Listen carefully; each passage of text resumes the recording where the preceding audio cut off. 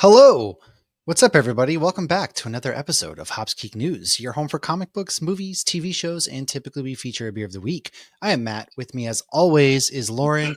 And today we are taking to the streets of New York City to talk about Spider-Man. We are going to go over an oversimplification. We're going to dive into some Peter Parker's Spider-Man comic book origin because there is a new show out on Disney Plus this week that I think I've heard really great things about, honestly, and it's been long awaited.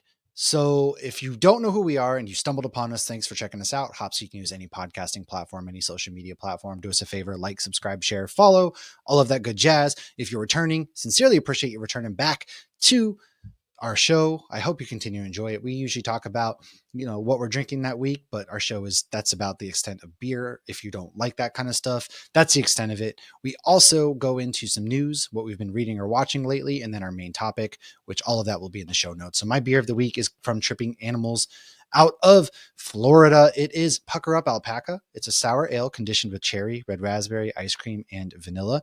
Honestly, I just kind of chose it because it was red. There's nothing really more to it. It's a Spider-Man themed, but I got my Spider-Man Roosevelts. I'm ready to party. Let's do this. Lauren, what's up? What's going on? I recognize that Spider-Man shirt you have. I think my child has it. Your child had it. And is that your child's shirt? No, this is I think it's an extra large from the boys department. Oh man, look at that. I don't think I've shopped at a child's department for myself. God, I was born 7 feet tall.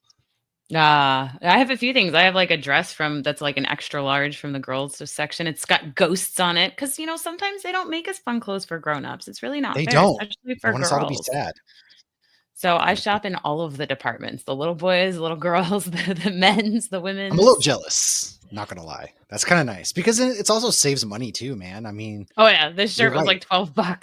I mean, adult I do, clothes are expensive. sometimes have to wear sports bras under things, but yeah, the adult clothes are expensive. And it's the same damn fabric. And girls really just get so screwed with a lot of stuff. It's gotten better over the years, but like my first Wolverine shirt ever, I had to order online because you couldn't find a Wolverine shirt that wasn't a giant t-shirt anywhere. Yeah, honestly, that's really true. But do you come a long way. Probably don't have a beer because it's Sunday afternoon? You just got back from your son's basketball game. What's up? I don't have a beer because I drank enough beer last night for the week. So wow, this is my first beer in a while. Honestly, good for you. Good for you. I'm on the celebrating Ski's birthday. That's right, Ski. What are you on the cusp of? Working all week, so I figured I'd have a beer. There's football on. It's Championship Sunday. Obviously, we record this generally during the week, but unfortunately, we haven't been able to. So sorry to our patrons, first of all. But look what we've been reading or watching lately. Lauren, why don't you kick us off with your comic book reviews? We'll start there.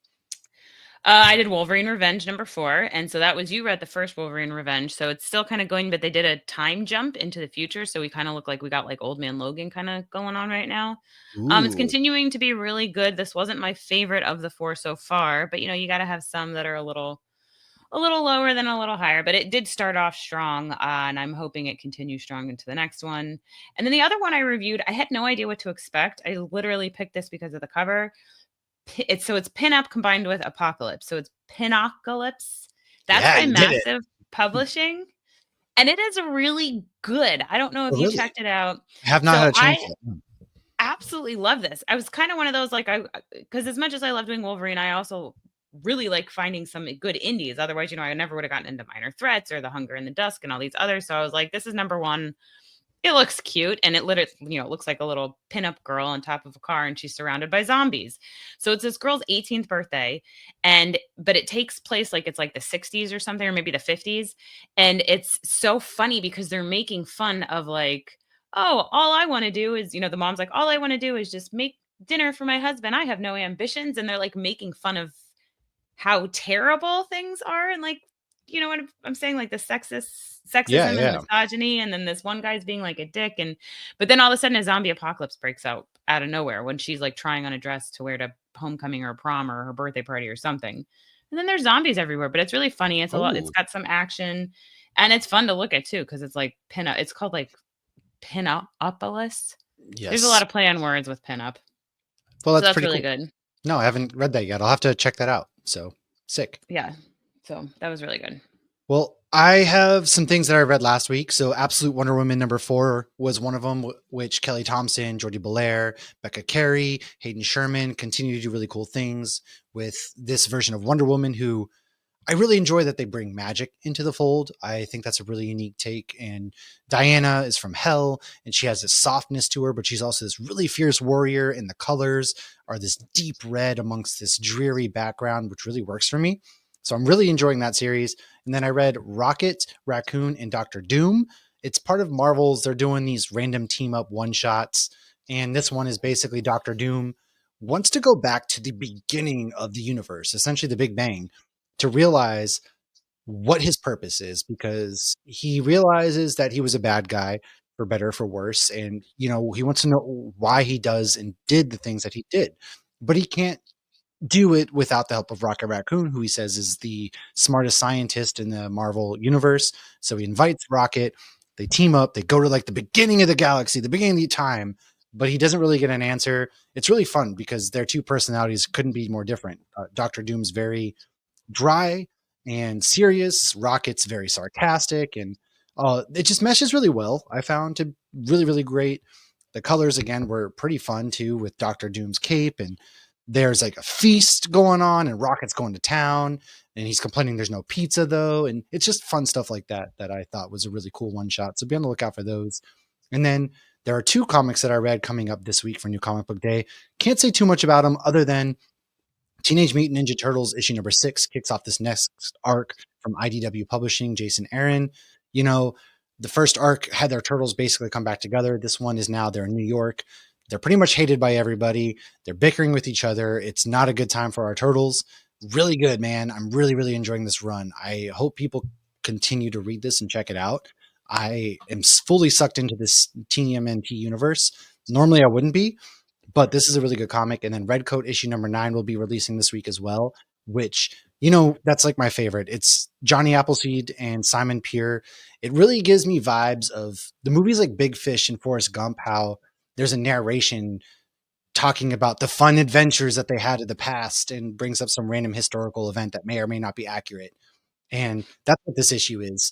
It's Simon and Johnny Appleseed, but you can see Simon has this goodness to him that everybody kind of sees, that gets to know him, between Albert and now Johnny Appleseed talk about it, but he doesn't think so. And he's kind of slowly coming along, and it's a very good palate cleanser compared to the last two issues that were more sad and dreary. This one's very bright, very beautiful coloring. So check those two out.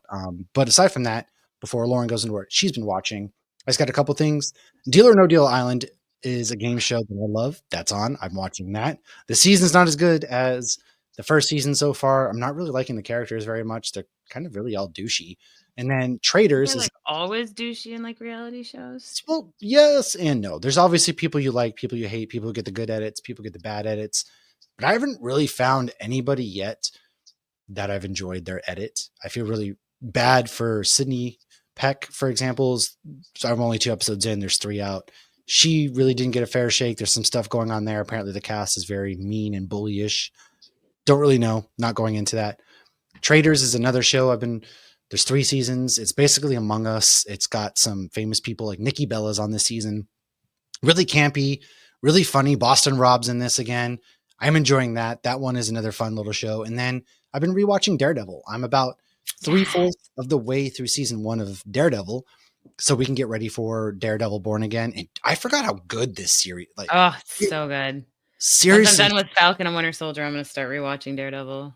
Yeah, I legitimately forgot just how good it is. It's It's the so dark and punches, the yeah. blood, the dark. It's, you know, Matt Murdock. I really enjoy this time around. Some of the things I'm paying attention to is the way they do his senses, and the one where, she's asking like, "What do you see?" And Claire, what do you see? Rosario Dawson, and he's like, "I see a world on fire." And I really like how they showed from his perspective, because they don't really do it from that way. You don't really get to see how he gets to see it through that They lens. tried it with the Ben Affleck one, that was terrible. I always think of the The Ben rain. Affleck one, which it looks like the rain. Yeah, it's awful. Mm. Which this one they did, and I really like how he hones in on sounds and all of that kind of stuff, and he describes the things that he can see or not see. Jesus, taste, smell, that kind of stuff is really cool. And yeah, I'm loving it. We're gonna do some recaps, but before we go into some news, real quick.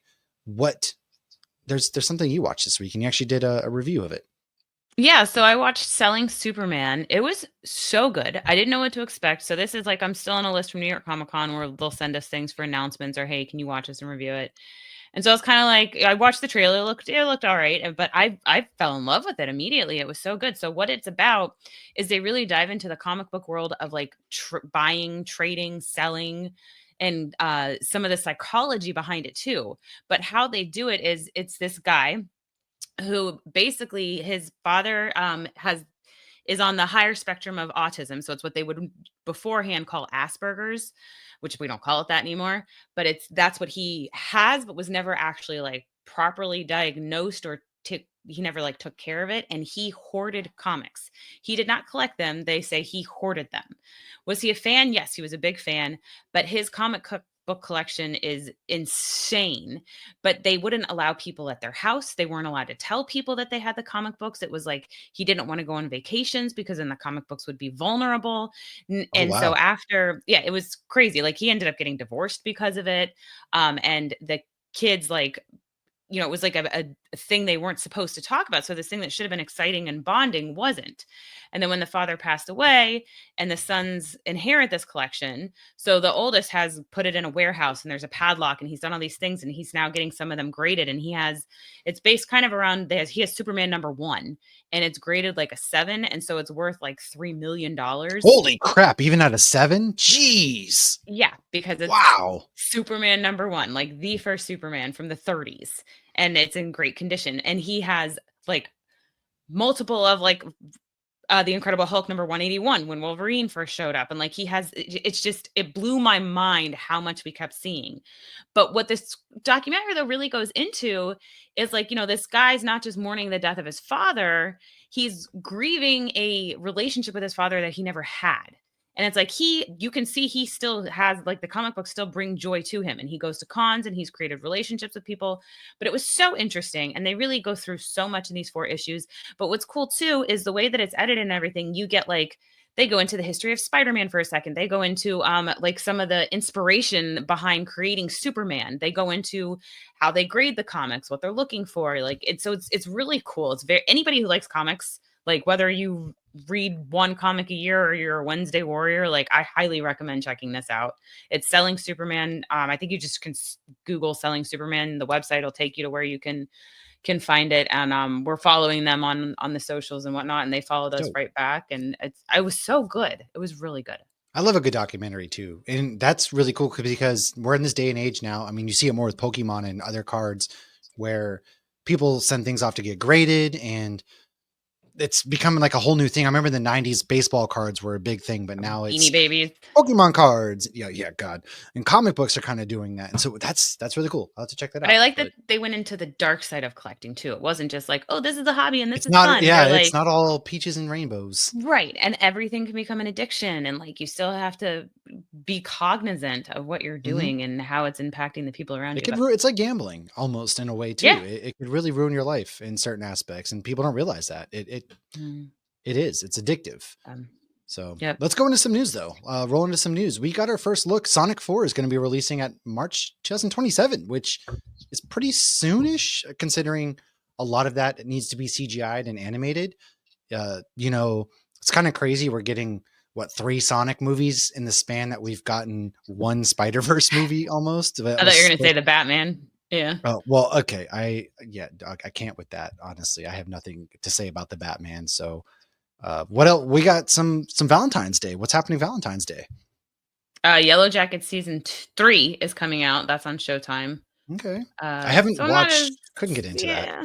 Season 1 I really liked. Season 2 I thought was meh. What? Okay, so I guess my big question is, wasn't it about? It's a true story about they crashed or whatever. So I how don't is it think it's based? true. Oh, I thought for some reason it was a true story about like a soccer team or something that crashed at a plane crash. I Maybe think I'm there mis- was a soccer team that did crash, but this was I don't think this is based on any sort of reality.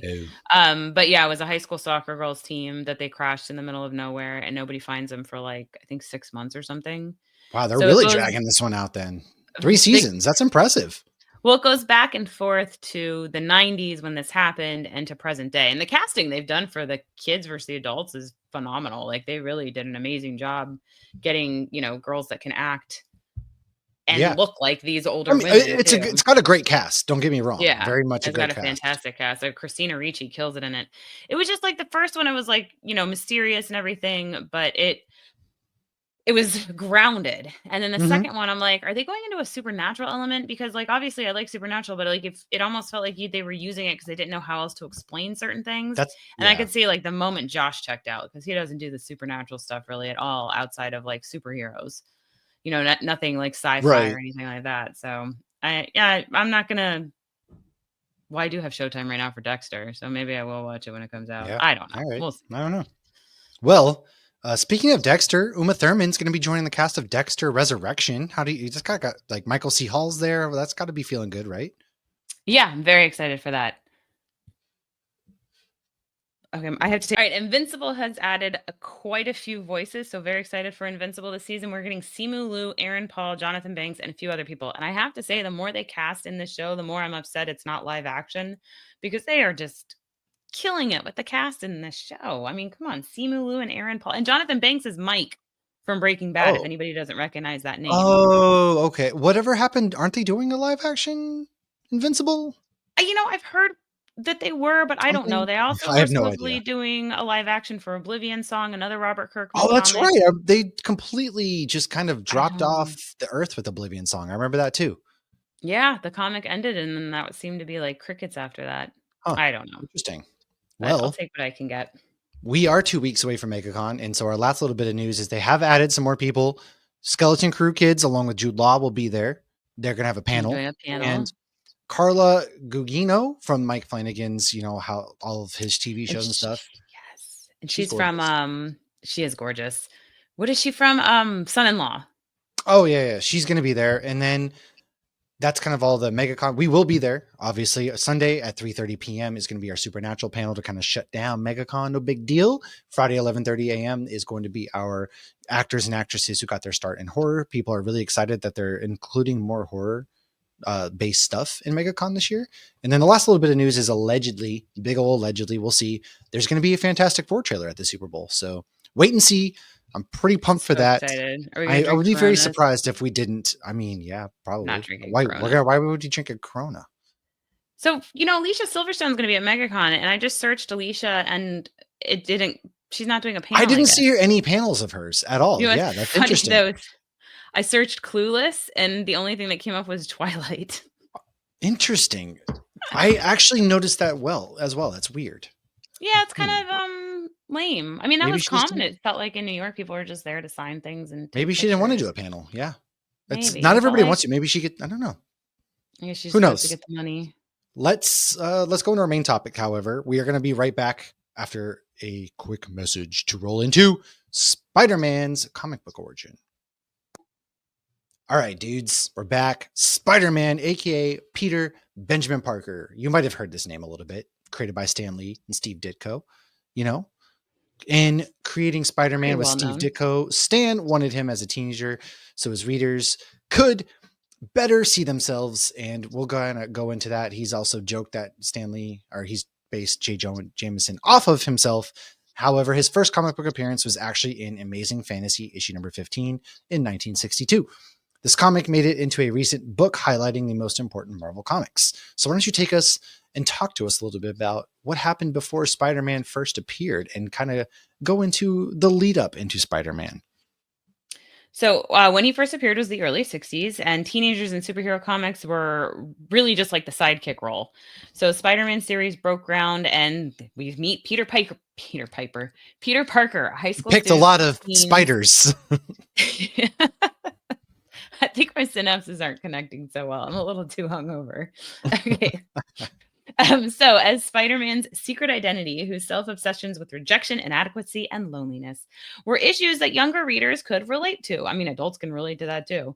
While Spider Man was a quintessential sidekick, unlike previous teen heroes, Bucky Barnes and Robin, Spider Man had no superhero mentor like Cap or Batman. However, we do see, like in the movies, he's got Iron Man. So they do kind of do that a little bit, but That's he's never true. his like sidekick, Right. more like in training. So he had to learn a lot of stuff on his own. And of course, with great power comes great responsibility. which does Ooh. come up in the first issue. However, it is not said by Uncle Ben. It is said by the narrator. Oh, So later, they retroactively attributed that line to Uncle Ben. Uncle interesting. Ben I did Parker. not know that before going into this. So now in 1962, with the success of the Fantastic Four, Marvel's first family, Marvel Comics editor and head writer Stan Lee was casting for a new superhero idea. He said the idea for Spider Man arose from a surge in teenage demand for comic books and the desire to create a character with whom teens could identify. As with the Fantastic Four, Stan Lee saw Spider Man as the opportunity to get it out of his system. What he felt was missing in comic books was there was no like teenager, well, you couldn't really see as opposed to now there's the Young Avengers, West, all sorts of things of that nature. And actually, in his autobiography, Stanley cites the non superhero pulp magazine crime fighter, The Spider, was a great influence and in a multitude of print and video interviews. So, The Spider was actually a great influence into how the Spider Man at the time. Stanley stated that he was inspired by seeing a spider climb up a wall, adding into his autobiography that he has told that story so often, he's become so unsure of whether or not this is actually true. Besides the name, the Spider was wanted by both the law and the criminal underworld, which was a defining theme of Spider Man's early years. And throughout the years of ceaseless struggle, developed a sixth sense, which warns him of danger, which is the obvious inspiration for the spider sense. Also known as his Peter Tingle. Yes, he's got the tingle. So, at the time, teenage superheroes were usually given names like Boy. So Stan Lee said that he chose Spider-Man because he wanted the character to age as the series progressed. And he felt Spider-Boy would have made him seem somewhat inferior to other superheroes. 45-year-old Peter Parker. Come over here, Spider Boy. And then we have Supergirl. Yeah, So I he mean, also true. decided to insert a hyphen in the name. So I have this in the notes in a little bit. So when Superman first came out, he didn't have the hyphen. And then when he Oh, got his own title, they added the hyphen to differentiate it from the fantasy comic that we first see him in. okay. Interesting. I like how that. So, What can we do to differentiate this? How do we shake this up a bit? I got right. it. Hyphenate Well, it. They'll and never it gave see it it coming. more of put glasses on Clark Kent and hyphenate Spider-Man. But they Okay. also did this to differentiate from Superman, who is also red and blue and has an S on his chest. Yeah, that's true. Not that Spider-Man Which has an that S makes a on lot his of sense. chest, but He he has a doesn't, but he is spider red on and it. blue. He's got a spider. Very on brand. Spider's Steve frightening me Ditko off. wanted the character to have orange and purple. That would have been terrible. That's like, oh, that's Green Goblin. Oh, it No, is. no, or That's is it very. Hobgoblin? I don't know. Orange and purple together just No, it sounds like a bad I guy. like that. It's Halloween, but it's not a hero. I don't Maybe think. that's why I went there. I I don't don't know. think hero or heroics when I think of orange and purple together. Not at all. But it is a version of Green Goblin, the Hobgoblin, the cartoon stuff like that. We got early looks, Green Goblin and things. You can't see my Legos. I was pointing to that for some reason, but yes. Anyways, now the idea of Spider-Man was actually not loved by the Marvel publisher at the time, Martin Goodman. So he told Stan that he could do it in the Amazing Fantasy comic book because he was already not doing so great at that time. In this issue, he participates in some wrestling, much like in Sam Raimi's first Spider-Man movie, which this issue is the opener for the 2002 movie. Bonesaw's got you for 3 minutes. Everybody loves it. Such a We all poorly aged scene. Would your know. husband make you that? Oh, Parker. Oh, Maybe he did, aged like a okay? Because at least fine he milk. cares, all right, Peter? Because, oof. Ooh, Yeah, make this him so comic book angry. actually ends with the infamous line, with great power comes great responsibility, but it's not from Uncle Ben, it's from the narrator. It wraps up the story as Peter catches the bad guy and realizes he's the one who chose to stop, and then Not to realizes he's stop the one the he guy who chose killed not to Uncle Ben. stop that called Uncle Ben. Sorry, geez, it's, like the same Raimi Spider-Man. And we end with, and so a legend is born, and a new name is added to the roster of those who make the world of fantasy the most exciting Fantasy. realm of all. And we've already talked about the hyphenating Doo-doo-doo. of it. So, what happens next? So, and actually, the same month Marvel introduced Spider-Man, they also introduced Thor into Journey into Mystery number 83. Such a big year for Marvel. So, this is Yeah, the really. comic book like a origin story. So, Peter says goodbye to his parents at the airport. I wonder if he'll see them again. So And he was long, left with buddy. Aunt May and Bye, Uncle Peter. Ben. Hope you find your dad. Sadly, they died on the plane and were, of Oof. course, raised by Aunt May and Uncle Ben. Nobody saw that coming, I know. Nobody. A dead We're parent. No really, way. Oh my really god, getting no. into, Oh my god, no. some deep Actually, the origins. Amazing Spider-Man movies kind of went into that a little bit with the unknown stuff about Peter's dad and everything. If Yeah. you remember with Andrew Garfield, yeah. I think that would be that I love that idea because yeah, There is some what happened? interestingness Like, there. They always brush aside from that, but there is an interesting take there. Yeah, I liked those movies. I'm an apologist for those movies, actually. I think those movies are enjoyable. They Okay. are. So, like this, most of the basic origin is very well known, much like Martha Wayne's pearls breaking in an alley, despite the fact that real pearls are knotted in between each pearl to prevent that from happening. And I It's don't think always Martha Wayne would pearls. have had fake It's pearls always on. But pearls, man. so we will graze over the common knowledge Spidey origin because we all know it so well. In the comics, Peter made web shooters like we see in Garfield and Holland's versions. However, like Tobey Maguire's Spider-Man, there was a period of time where the web shooters were organic. So the Spider Queen wanted to make some spider babies with Peter. So she actually turned him into more of a spider to do this. And that resulted in temporary organic webbing. Side Okay. note, Miguel O'Hara, aka Spider-Man 2099, does have organic webbing. How do you feel? Like, would you prefer one over the other? Do you not care? Like, what's your thoughts on the Um, debate? in the grand scheme of things, I don't think it matters at all. You're getting the same scenes. However, I think it is a good way to show that one of Peter's abilities is his intelligence. Right. And so That's having true. to make, and it can add an extra like, oh, I'm out of web fluid, That's can create peril, an extra problem. Yeah. Oh god, I'm out of webs. Oh no, this, that, or the other. That's come up a That few times, rarely yeah. happens. Yeah. And I or his webs get crushed, wasn't it? It was maybe it was Oh, I Amazing think Spider-Man, I somebody think one with the stepped croc on when one they of had them. the like he crushes when he grabs his wrist or something, he crushes it, which I thought was interesting. And then it is funny when they bring it up in Spider-Man No Way Home, right? Do you Does shoot it come webs out of out of anywhere does else? it come out anywhere? That's always because it is kind of weird that you just shoot It webs, is but weird. I mean, it makes It's like sense, I your guess. body's making that. Yeah. Yeah, it is kind of weird. Like, where else does it? I don't know. Like, how does it 'Cause come on an out? actual spider, it looks like it comes out of his Well, butt. it does. Yeah, I mean, they make Mm, webs with their actual bodies. It's weird. like the boys. The Oh yeah, Spider-Man and ew. the boys. That was so Gross. All gross. right. Anyways, Lee received Goodman's approval for the name Spider-Man in The Ordinary Teen. The concept and approach from this point, they approached artist Jack Kirby. As comics historian Greg Theakston recounts, Kirby told Lee about an unpublished character on which he had collaborated with Joe Simon in the 50s, in which an orphan boy living with an old couple finds a magic ring that grants him superhuman powers. Dun dun dun. Lee and Kirby immediately sat down for a conference. Theakston writes, and Lee afterward directed Kirby to flesh out the character, draw some pages. Now, Steve Ditko would then be the inker, while Kirby showed Lee the first 6 pages. Lee recalls, I hated the way he was doing it. Not that he did it badly, it just wasn't what he had in mind for Spider-Man in the character. Lee turns to Ditko, who develops an art style that Lee actually finds satisfactory, to which Ditko recalls, one of the first things I did was to work up a costume, a vital visual part of the character. I had to know how he looked before I did any breakdowns. For example, a clinging power so he wouldn't have hard shoes or boots, a hidden wrist shooter versus a web gun, and holster, etc. He wasn't just out here with Batman's grappling hook.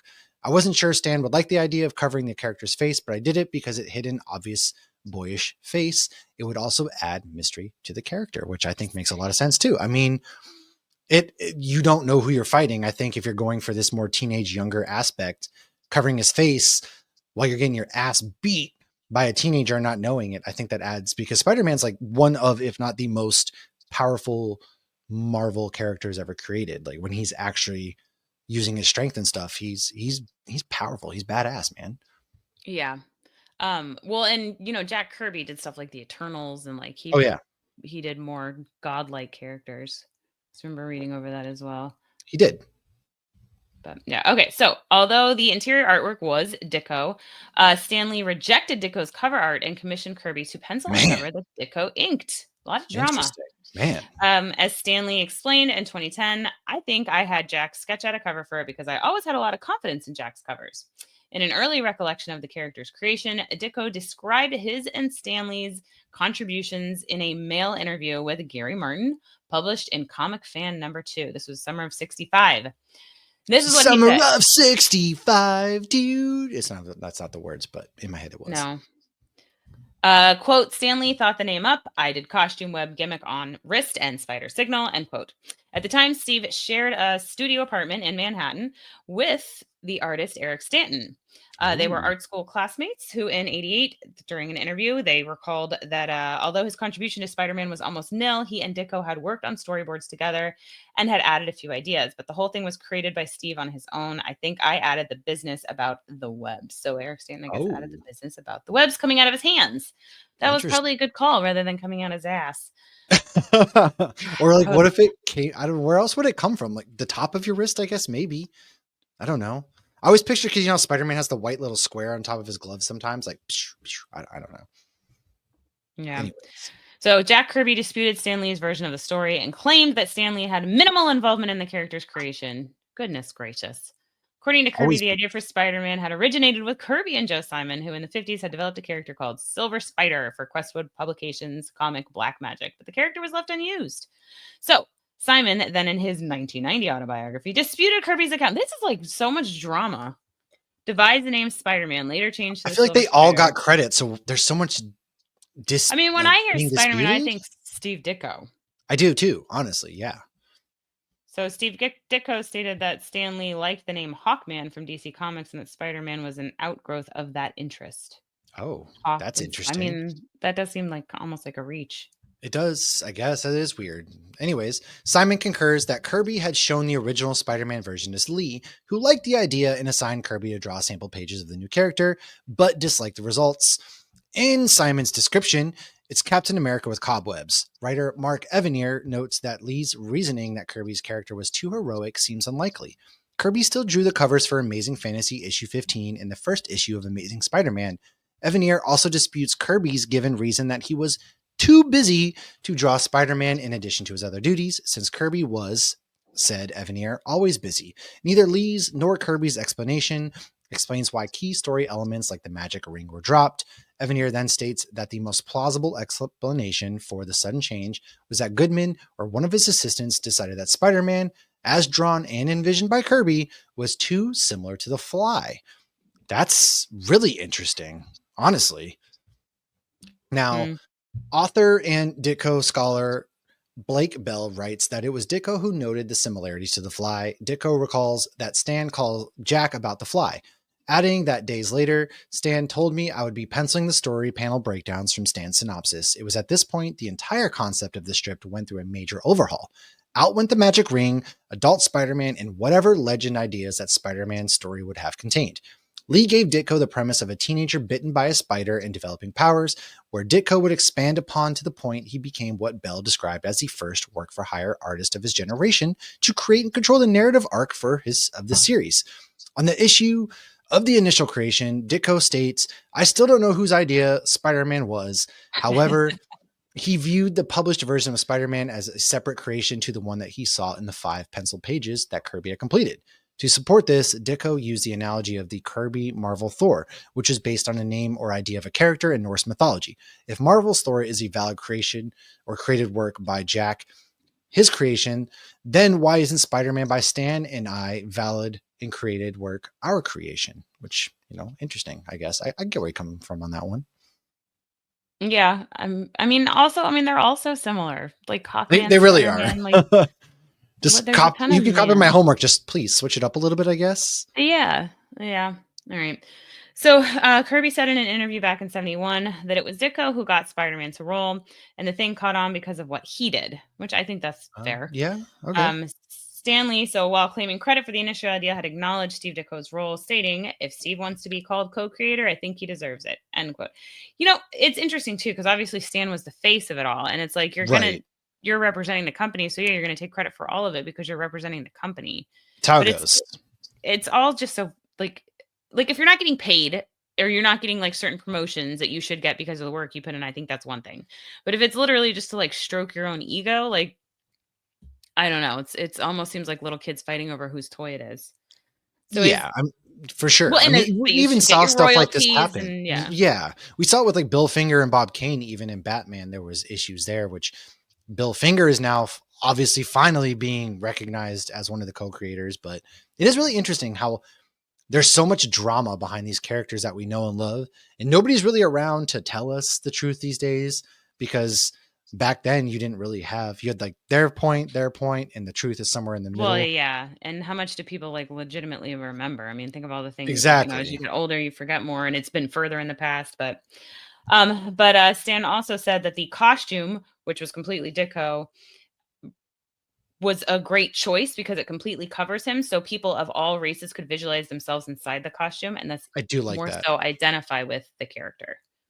Yeah, that's really cool. So then, obviously, we get Miguel from Spider-Man 29 out. We get Miles Morales kind of born out of all of this, and I really like that idea too, because kids, and that's why Spider-Man, I think, also resonates with kids so much. The most popular Spider-Man is the most popular superhero with kids, just about. It's because anybody Probably could be with Spider-Man, everybody. essentially. Yeah, and it makes a Yeah. lot of sense. And now, addition to the web shooters, Spider-Man also has spider tracers, which he can put on somebody or something. They emit a signal. There's a lot of cool things. Honestly, some of my favorite things to come out of Spider-Man lore are in the Insomniac games that we got for PlayStation. I like playing those games. There's a lot of cool spider drones and other things of that nature. So I like when we dive into the fact that Peter Parker is a scientific genius, not just a kid who can shoot webs and do other things. However, early on, Peter actually really didn't have friends at all. Later, they show him with a few Poor close Pete. friends.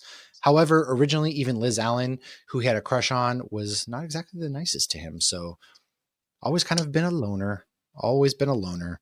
Why don't you take us into some fun facts now? So, Spider-Man once tried to join the Fantastic Four, and he got into a feud with the Torch. So Peter Ah, graduated from Midtown High School, which I just wanted to mention. Actually, you have Midtown Comics. He missed his high school graduation because he was fighting Molten Man. Like, what an excuse! So before the symbiote known as Venom attached to Eddie Brock, it did attach to Spidey in the comics, much like we did. saw in Spider-Man 3, and sounds did get it off, much like we saw in the Yes. movie. However, in the comics, Peter got the help of Mr. Fantastic to do this, and the reason he had it on in the comics was he wore it on another planet, not knowing it was actually alive. Peter was exposed to the Green Goblin formula at one point, but he was able to resist it. Side note on Green Goblin, he isn't always trying to kill him. In the past, he actually tried to brainwash him into being his son. The more I Aw. was researching some of this and like reading some of the old issues, it was like they really did a fantastic job with like Sam Raimi one. Like they were just like straight out of the comics, a lot of this stuff. Like they did a great job of like summarizing it all up. I really like that iteration the most. I get for some of the faults when we kind of lean into Harry Osborn and crew. There are some faults there, but Oh, of course. I actually really enjoyed the relationship that Norman Osborn and Peter had, because you don't really get that anywhere else. And I really hope with these next Spider-Man movies that are coming out, maybe we start to get some of that. They introduce Norman into this world now, maybe Oscorp, and maybe he takes him under his wing because he works for him, and you get that. I because it also makes it more tragic when you're battling somebody who you feel like is your son slash uh, dad. I Yeah. love that Well, it's in like Spider-Man One. yeah, it's like he wanted a son that he could talk science with, and Peter wanted a dad. I do Yeah, wonder why the hell they made Aunt May and Uncle Ben so old. It was like it had to have been his great aunt and uncle because like like how what are you like 30 years older than your sibling? Whatever. yeah, That's a that whole is other true. I thing. always wondered that too.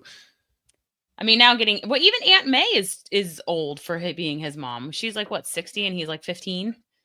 Okay, so Yeah, Torch whatever.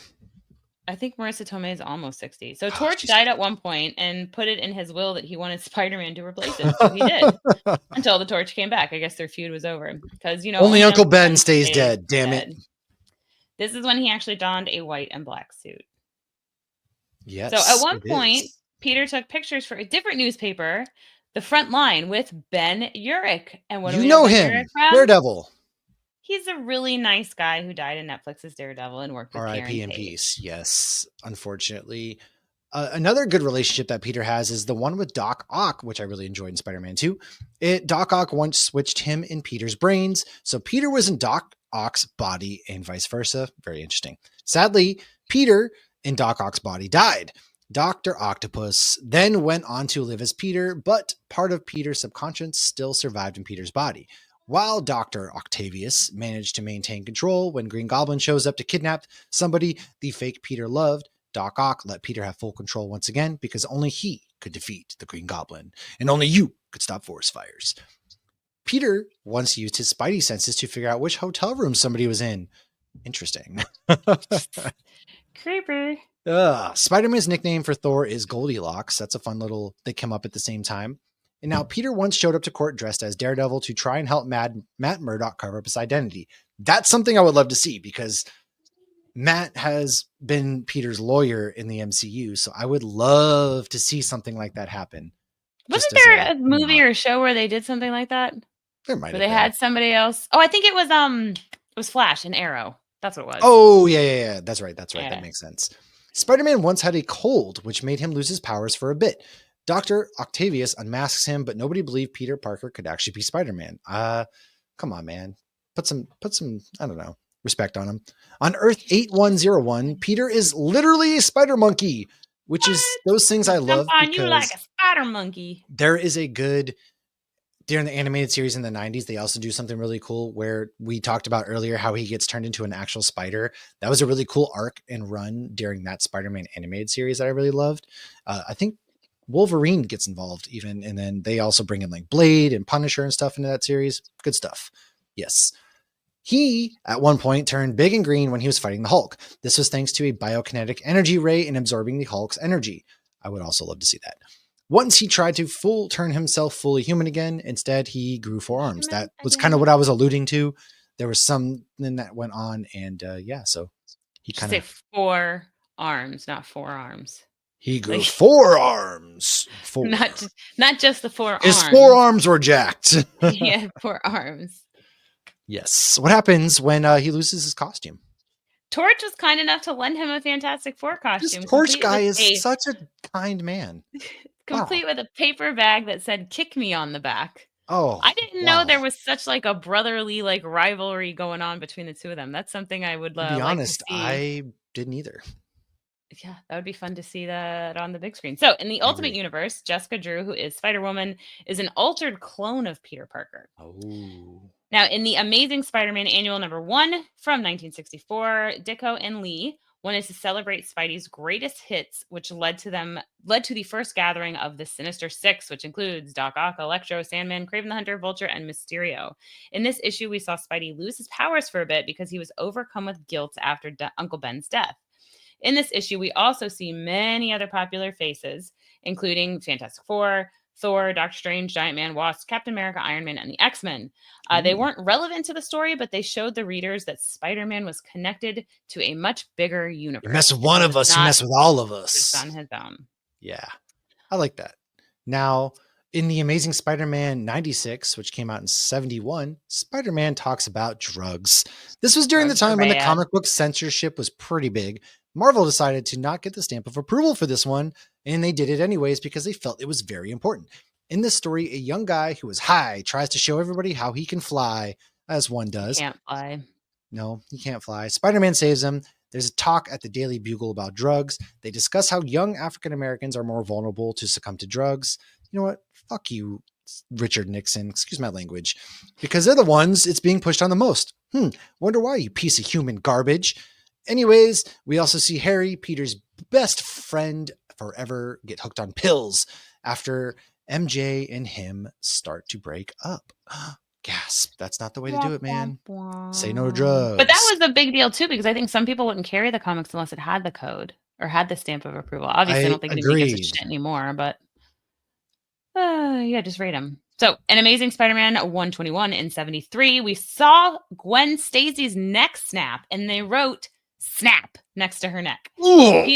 Peter had a mild cold, but really, come on, physics, people. More people should be dying from this anyways. Truthfully, but because that, he blamed like, oh, I wasn't at my fullest potential. That's why she died. What's really interesting though is if you look at the comic book art and the movie, Emma Stone is wearing the exact same outfit. I like Googled because I was looking at the comic, and so I'm like, I gotta Google this because I feel like that is what she's wearing, and like it is to a T. So if you had read that issue before, you're probably like, oh shit, look what she's wearing. So Peter didn't know. Oh wait, no, I jumped ahead too much. So she never stood a chance. And then in February of 74, Spider-Man 129 introduced us to the Punisher. They were not friends though. Can't imagine Um, why. Stan Lee was none too happy though when they killed Gwen. So they tried to bring her back, and they did this by making her a clone. Sounds like a similar story. Easy So way out for everybody. Peter didn't know she was a clone for a few issues. She was created by the Jackal, who was sad of her death, and he wanted to defeat Spidey for allowing the real Gwen to die. Jackal also cloned a Spider-Man, and there's where you get the scene of the Spider-Man pointing at each other. So the clone Interesting. Spidey ended up later becoming Scarlet Spider, however, was believed to have died in this from an explosion. When Gwen questions Peter if he's the real Spidey, he isn't sure. Dun dun dun. Later in the 90s, they have some fun with this and refer to it as the Clone Saga. Clone Gwen ends up leaving, and Peter goes back to MJ, who he had just started dating. Oh, wow. Love is I don't know if love. I mentioned this before or where I put it, but they refer to him as the Amazing Spider-Man because they were trying to keep consistency with Amazing Fantasy. Did I say that before? If I didn't, I'm saying it I now. don't think so. Anyways, So makes that's why sense. he's amazing. There he is. Now, last little bit in the comic version of the Civil War, Peter did side with Iron Man and revealed his identity. He later came to regret that and switched to Captain America's team. Sadly, his identity was already out. Kingpin actually tries to hire somebody to kill him, which hits Aunt May. Peter couldn't afford the medical bills. Jesus Lord, some things never change. So he reaches out to Iron Man, who attempts to arrest him and said he couldn't help. However, later on, Jarvis, who is Iron Man's butler, who also dated Aunt May, came to the hospital with a May check got for $2 around. million. It pays to have rich friends, folks. This wasn't enough to save her, and Peter got desperate. As a result, he and MJ agreed to trade their marriage for Aunt May. So Mephisto, Dun, dun, Mephisto, dun. takes their happiness and made it so nobody remembered Peter was Spider-Man. What? And he was once again single, but hey, Aunt May lived. Great, I guess. In this timeline, MJ and Spidey were not together because he missed their wedding day. While people forgot who he was, once he tells them, the original timeline memories would come back. Now, in Ultimate Spider-Man number 160, which came out in 2011, this is the Into the Spider-Verse storyline where Peter dies, Miles steps up. However, his death in the comics was at the hands of a demonic Green Goblin. And if you want more before this new show comes out, you can head to marvel.com. And this was what leads us to our episode is Marvel Animation's Your Friendly Neighborhood Spider-Man is coming out this week to Disney+. Before it does, fans can swing into these new Spider-Man stories in a special prequel comic book series written by Marvel superstar Christo Gage and drawn by rising star Eric Gapster. Set during Peter's earliest days as Spider-Man, the 5-issue limited series, the first 2 issues now are already out, introduces a young Peter Parker, his supporting cast, and some of Spider-Man's legendary villains, which we didn't even touch all of his villains today. There's so much that we could have gone over Spider-Man. It would have been like a 6-hour episode. So don't worry. There'll be more to come later on with Spider-Man. Now, in Marvel's Your Friendly Neighborhood Spider-Man, he's on his way to becoming a hero with a journey unlike what we've seen before in a style that celebrates the character's earliest comic book roots. In this new comic book series, you can take the very first steps along with him as he discovers his powers, decides to become a hero, and even picks out his name and costume. Now, Peter's got to survive an entire freshman year as a newbie crime-fighting vigilante, and if you think you know how the story goes, you're in for a surprise. Comes out Wednesday, January 29th with 2 episodes, and then February 5th with 3 episodes. February 12th with another 3, and the final 2 will be out February 19th. I don't know why they chose to do that. I thought that was very interesting. Weird. It's also no longer a part of the MCU. Originally, it was supposed to be a part in between Homecoming and God, whatever the second movie was, Far From Home. But I guess the reason that they chose not to is because the creator felt that they were too hamstrung. Even though Spider-Man has a wide array of villains, they were too hamstrung because they couldn't use a lot of characters, and so they decided to make it its own separate entity. But that's what we have here. Yeah. Well, now the multiverse is all connected anyways. Yes. And, you know, as always, if you want more, make sure to like, subscribe, share, follow to all of our stuff. Every week we have a new podcast episode coming out. We will be at MegaCon, but a special shout out to our Patreons, Riley, Corey, Lynn, Tabby, Scott, Patrick, Stacy, Jess, Tracy, and Micah. You, if you want to check out what we do with our Patreon, we do ad-free episodes. You can get the monthly movie nights with us, and just go to patreon.com/hopsgeeknews. Everything goes right back into the show. Thank everybody for checking out this episode. Next week, we will be back with My Bloody Valentine from 2009 because it is about to be Valentine's Day, and we don't really care about Valentine's Day, but Jensen Oh, we Ackles is care a about fan, Jensen so Ackles. we care about that man. So make sure you tune in. That's next week's episode. Thanks for hanging out with us, everybody. Cheers.